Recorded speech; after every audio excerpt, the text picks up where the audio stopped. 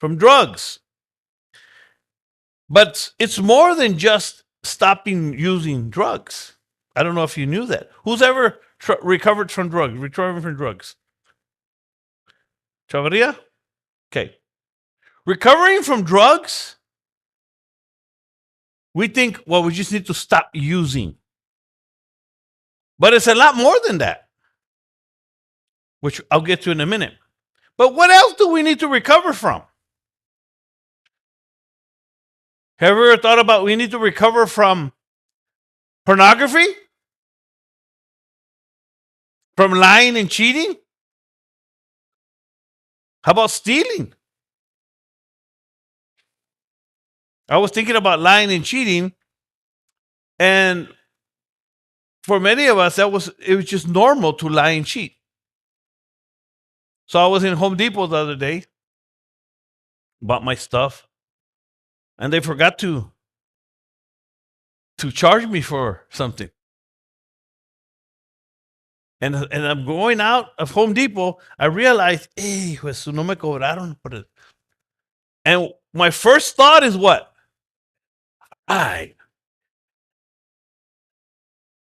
Remember, we're trying to recover. Ya me iba. I know God to forgive me. I didn't. Ya me iba. Me devolví. Because I'm trying to recover. That's where I came from. The lying and the cheating. There was a young lady at the card register, and I told her, "You didn't charge me for this." She looks at me like, "You're weird." Le dije, it's the little things in life that make a difference. Because I knew I was going to be teaching this, and I said, "How can I do something?" We have to recover from these things. Let me tell you another thing we need to recover from that I've noticed, and maybe this is why I'm doing this tonight. People need to recover from their past trauma. There's so many things that happen to us when we're young that we never recovered from. Not having a father, not having a mother, being abandoned, abuse. And the reason I have so much on my mind is because I've been going to a school, an alternative school. These kids the youngest one was 10 years old, 15, 16, 17. And, I hear the stories, the principals and the counselors tell me the stories of these kids. The father's in prison. This kid's abused. This is being raised by his grandma. This kid here was using drugs. I mean, and this.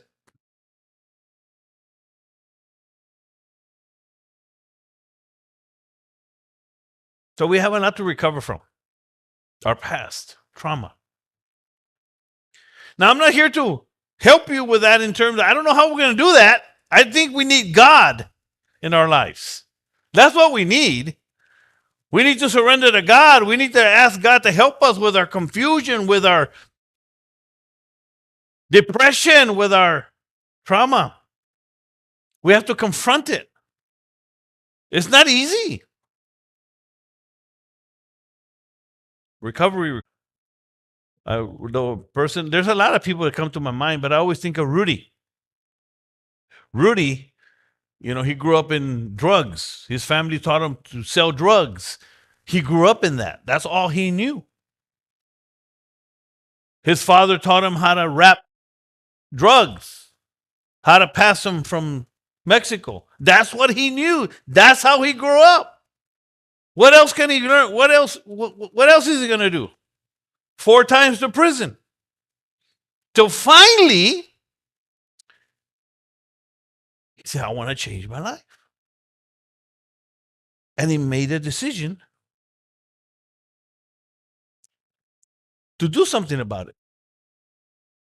And now, 15 years later, a brand new man, business owner, family man. But I've seen him, he's had to recover from his past. And this is what we're doing here, guys. Let me turn this thing off. Recovery means healing from everything that has kept us trapped. That's what recovery is. Let me repeat that. Recovery means healing from everything that has kept you trapped, not just drugs. That's just the surface. There's things in our life we have to change. What areas in your life do you need recovery from? It's an important question. Once you admit and identify these areas, and you're willing to start working on them, you're already on the road to true recovery. That's what we've been doing all these years, Chavaria. Right? And I think of you a lot, Chavaria. Yeah, believe it or not. I remember when you came in here, scared people. Oh yeah. There was there was not very many people in our church with tattoos in their heads and in their here and in their arms.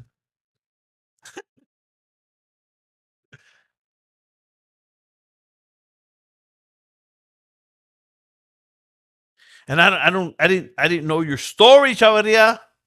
All I knew is that you were here. And I said, if he's here, then he wants to change. And he kept on coming, he kept on coming, he kept on coming. And I believe there's more for you, Chavaria. There's more, Chavaria. Have you ever had a full-time job like the one you have now, Chavaria? How old are you, Chavaria? I'm going to put him on the spot. 54 years old. I'm just going to, because we're talking about recovery and change.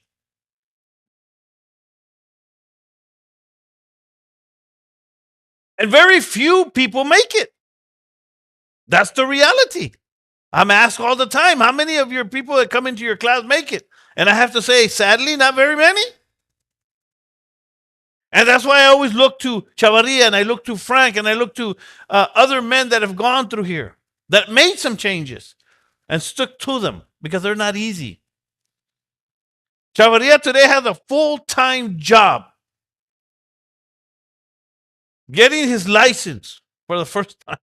Not for the first time, but finally getting his license.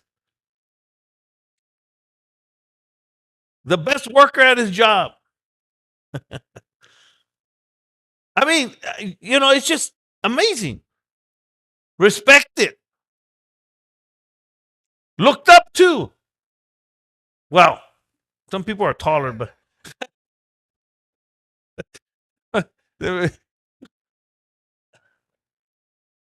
but Chavar, I just want you to know, Chavari, I mean, to me, you mean a lot to me. Because I played a little part in bringing you to a better life. That's why I'm here. That's it. That's why we're here. God did that. And he continues to work. So let's talk about change, which is the next one. We need to recover from, there's so much that we can talk about recovery, but I think you all got the idea. Now let's talk about change.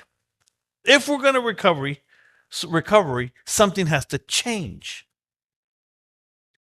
Let me ask you, what needs to change in you? Because this is one of the first things that I started asking myself many, many years ago in prison when I was ready to change my life, and I didn't know how. I know I wanted to. I wasn't sure how that was going to work out. And one of the questions was, well, what is it that I have to change? I knew I need to stop using drugs and alcohol. But in my mind, for some reason, I knew there was more. What else do I have to change? And I started reading, which is how I learned all this. But here's a question that, or something that I learned that I think is important to tell you. What I learned is, as I was learning what I needed to change, I found out what didn't need to change. I found out that it wasn't my mom or my dad or my wife that needed to change. I found out that it wasn't the judge or the police or the parole office that needed to change. I'm not saying that they don't need change. What I'm saying is they didn't need to change for my life to change. Y'all understand that? Because I used to blame the judge. I used to blame the police. I used to blame the parole officer. I used to blame the government. I used to blame the prison system. You cannot change that. You can only change what? That's it. But it's not fair. I know it's not fair. But I didn't do it. It doesn't matter.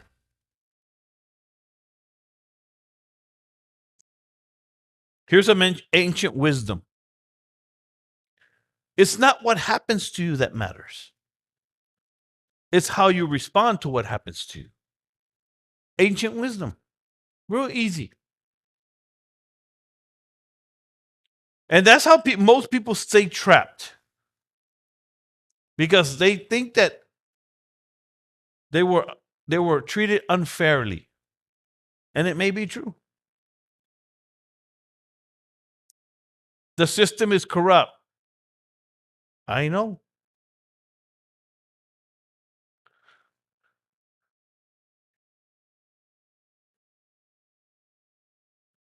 But we can't change that. The only thing you can change is what? Again, you. And that's what we're here for.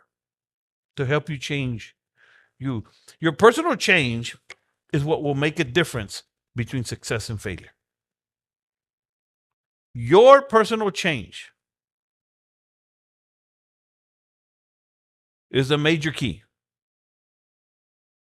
to your success or failure. Which brings us to the next subject. Success. Now this is I like success. It became my favorite word.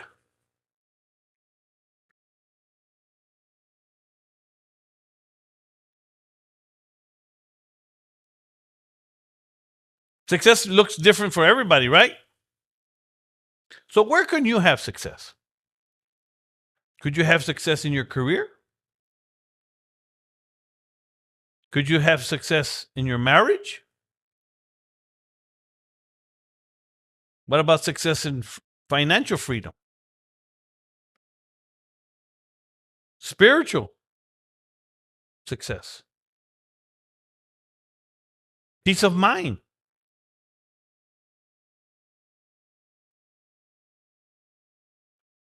So I was thinking about this for a minute. Many people that come out of prison, what do they need? Is that big? That's too small. Everybody see that? What else do y'all need? What someone need? Place to stay, home. What else? Car. There you go. Vehicle. Huh? Friends. It's a good one.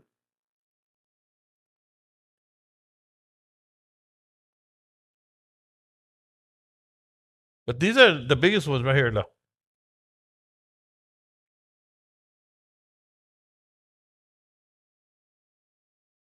And what I tell people when they come in here with those problems right here is that, man, I wish I could help you. But sometimes we blame this for not having this, for not succeeding. And you can't do that.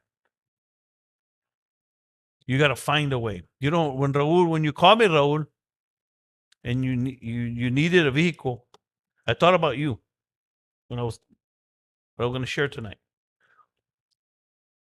And I like what you said when you said, when I told you that I couldn't help you right now. I didn't know anybody that could help you. And you said, okay, I'll see you there. I'll find a way.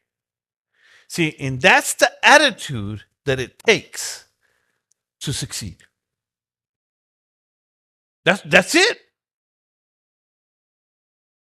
Because that's the attitude that I took from a prison cell.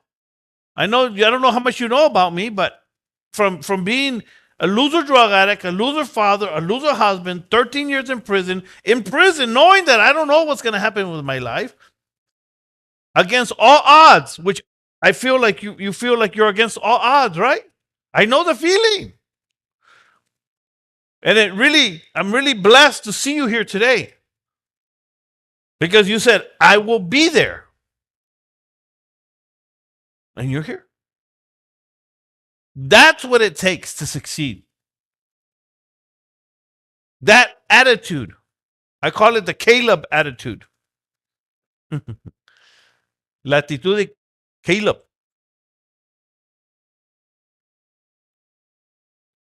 Success for us, for me, I've learned that success for me is I have my family, I have my wife, I have grandchildren. I'm looking at my grandchildren and I'm like, wow, this is crazy. It's amazing, but it's crazy.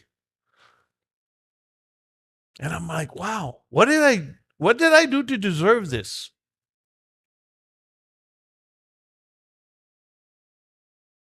I just served God. That's what I did. I just did whatever I could. And I fall short. But now I have a little bit of success in my life, not where I want to be, not where I wish could be, but I'm grateful.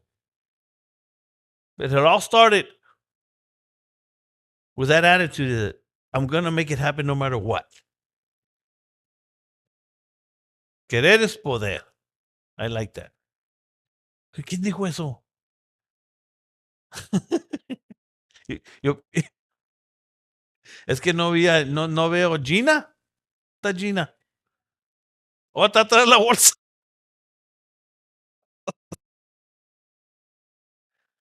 At Choose to Change, we focus on helping you with your spiritual life, your relationships, and many other things. So where do you start? Just keep coming. Yeah, Chavaria? Just keep coming.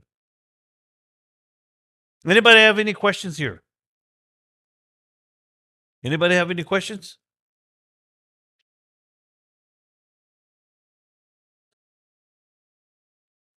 So we'll just close.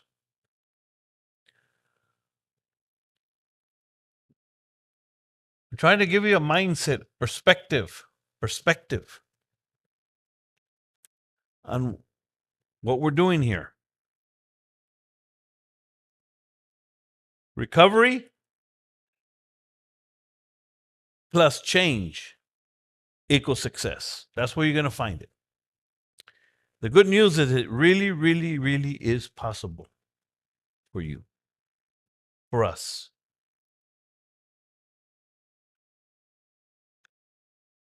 Next week, we're going to have a special guest. I'm not going to be here next week. By the way, I'm going to pass around the donation bucket.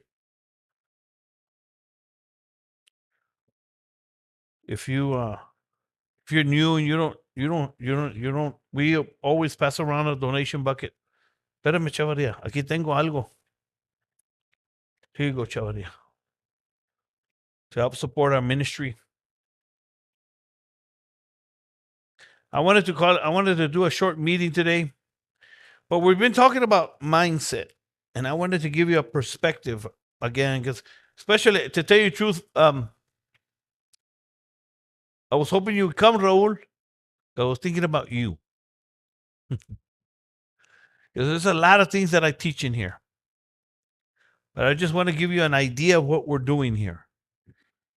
Going to help you recover, change, and have some kind of success in your life. Isn't that what you want? Javaria's been here 8 years, Javaria, or 10, yeah? 8 years?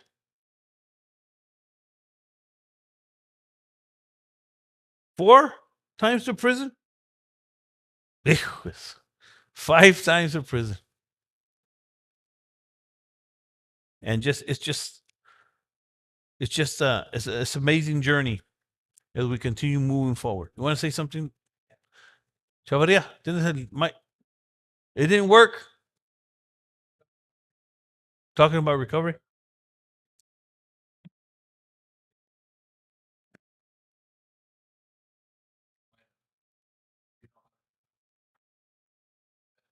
Yeah.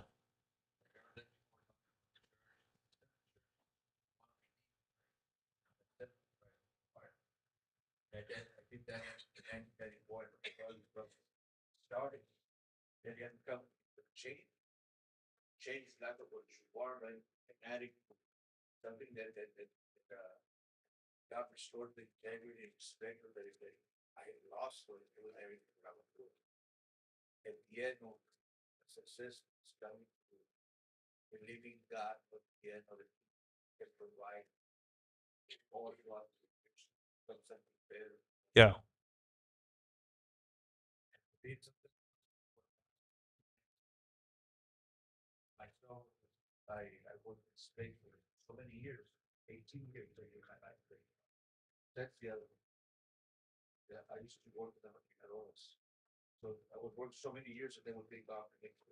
Yeah.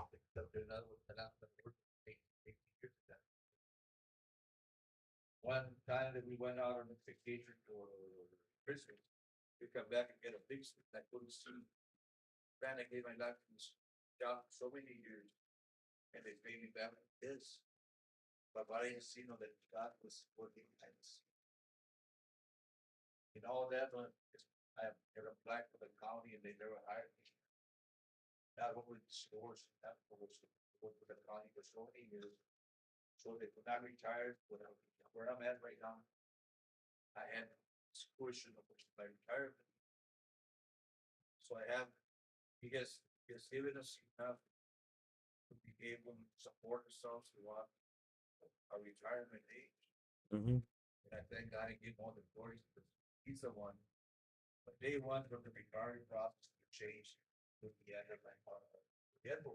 Yeah. So what you're saying is that you gave your life to Christ and your recovery started.